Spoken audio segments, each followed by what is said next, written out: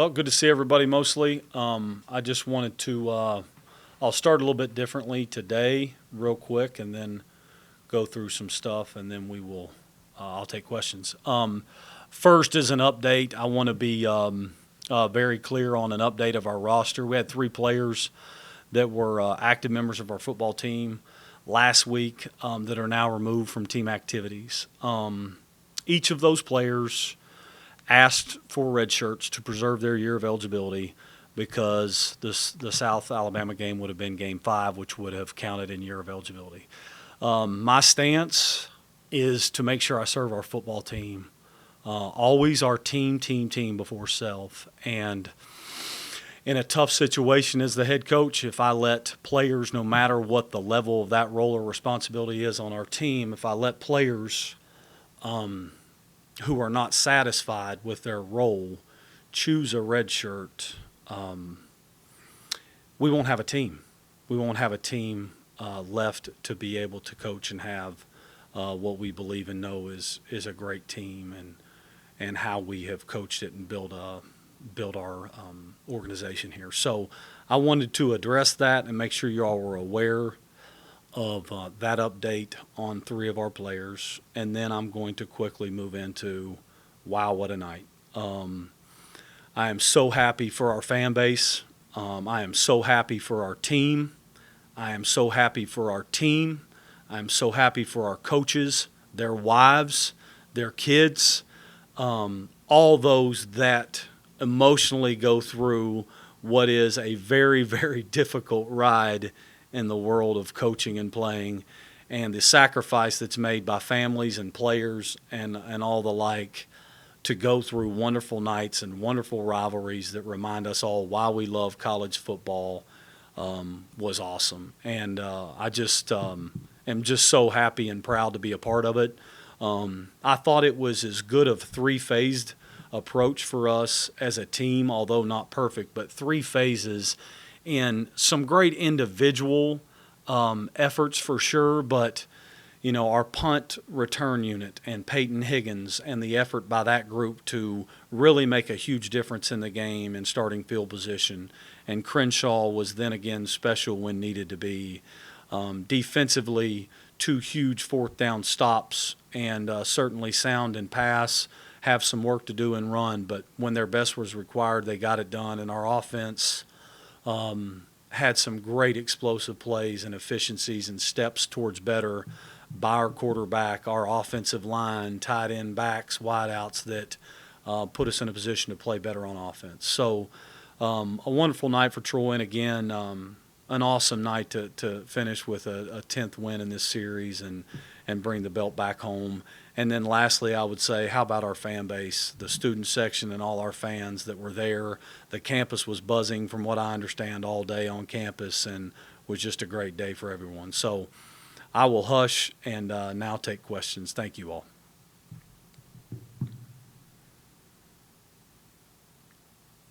Go ahead, Craig. Hey, Coach, did you just speak to the importance of being 1-0 in the conference, not playing from behind like it seemed like you were all year last year? Yeah, I don't know if I'd thought about that until you just said it. That already sounds better. Yeah, I think momentum is real. It's a slippery slope, but momentum is real, and being able to win an extremely close game in a very difficult way at Buffalo, then come home after the bye and finish this game and start 1-0 in our league, certainly puts you in a mindset to be able to take other steps and not have to fight uphill, like you're saying, that it certainly felt like we were last year. It just was an uphill fight for far too long that put it out of reach. So it's a good start. We got a long way to go. And then Texas State, their game with Arkansas State, what's your takeaway from that? It got kind of wild in the 4th quarter. Sure. I mean, crazy 4th. To watch the game, it's really unreal to watch it, how both battle each other. It was a physical matchup in a very low-scoring game that somehow became high-scoring in a hurry, like you said. So a wild 4th with many ebbs and flows, and what a finish by Ark State and what a fight by Texas State. Just another great Sun Belt game. So wild to watch, and certainly makes you realize how important the 2-minute drives are and things that it takes to win in situational football. And the last thing, just Texas State, what's your overall impression of them? Extremely explosive on offense as always. That's been their MO. They put you in space in the run game and pass phase, and have scored a ton of points and have a ton of yards on file.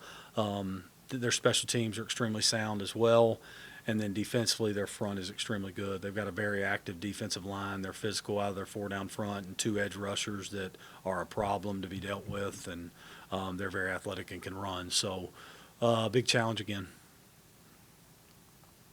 Hey, Coach. You had said coming into the game last week that Tucker and Ali would both still play, but we saw Tucker the whole game. Do you kind of feel like he's kind of submitted himself, or will we likely see Louis more forward? Yeah, good question, Josh. Here's the honest answer.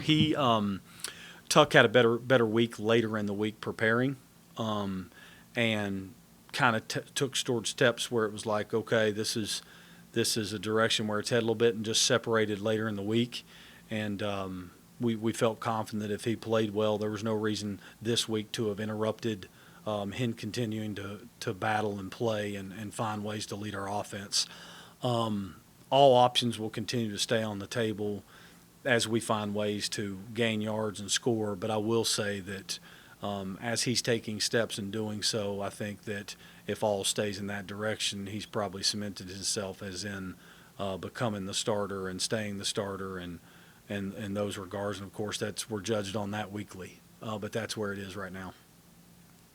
It seems like, for sure, more than anything, his confidence is definitely better. Do you think that that's kind of been the biggest thing for his progression?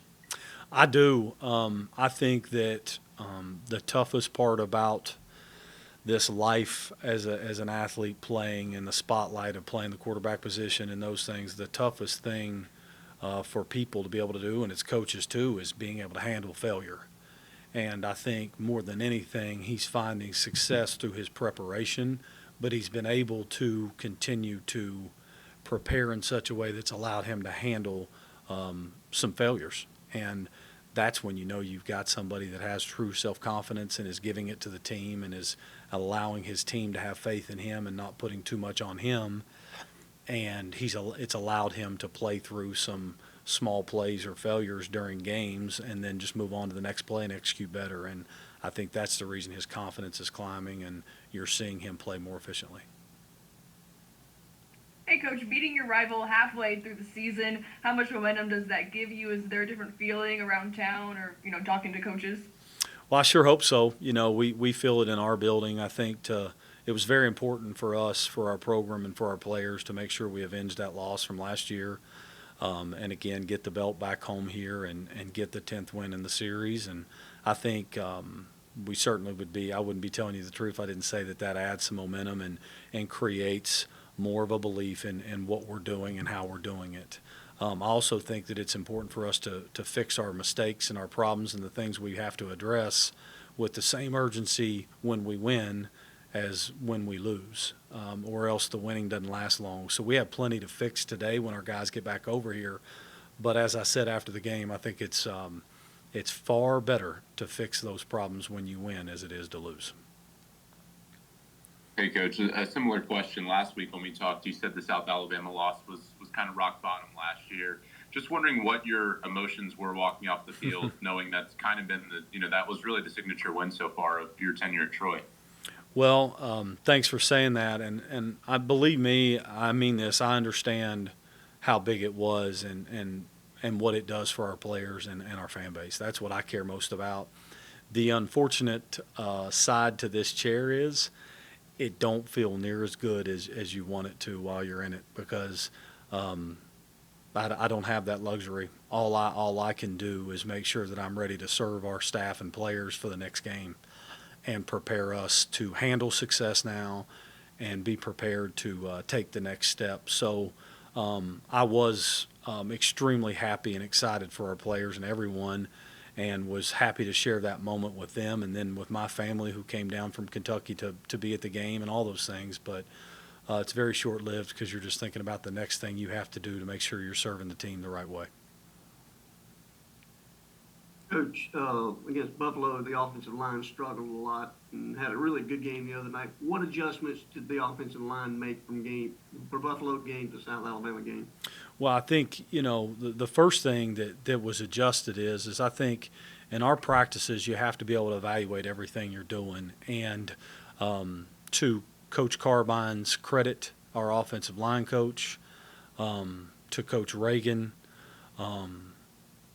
as the offensive coordinator, I think that there are many answers that must be made at O-line about having schematical resolve to make sure we are sound in what we're doing. But as I pressed on to them and they accepted the challenge, the first thing our offensive line must do always and forever in our time here is to make sure that we come off the football with a physical mindset and play with that type of tenacity. And I think against Buffalo, we began to play passively and worry about making sure we were perfect in everything we did schematically, and it slowed us down far too much. The biggest difference in the game the other night is our offensive line came off the football with anger in mind, physicality in mind, and then fixed problem as they come up. And we'll have to continue to play that way to play the brand of football that we want to put on tape. And I think that was the biggest step made for us at offensive line.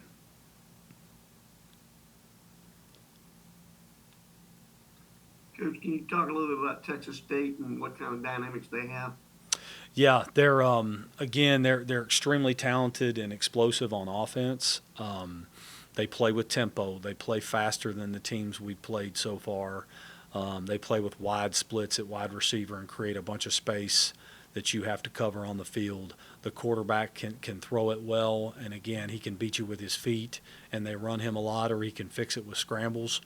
So that is the biggest thing that jumps off the page for them offensively. Defensively, their defensive line is really, really good. They're explosive and physical. They have two edge rushers that play the game the right way and are problems for us in matchups that we have to be aware of.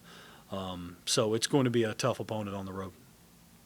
Last year they came to the vet and had a pretty solid game. What was happening last year that made them successful, and then what adjustments do y'all have to make this year?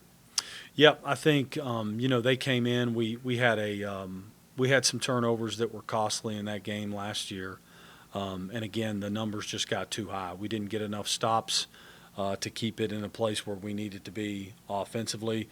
We were in a much different place last year than we are now. I think our identities are certainly different and must be. I think for us to move forward and be prepared better in this game, it's going to be continuing to play great defense, to get some things fixed on that side of the ball, to handle this and know how we want to win. We want to get the thing in the fourth quarter and win one-score games. That's what we're going to take great pride in, and our goal and messaging this week will be simply that, to play a tough physical football game, control turnover margin better than we have the last couple of weeks, get it to the fourth quarter and win a one-score game.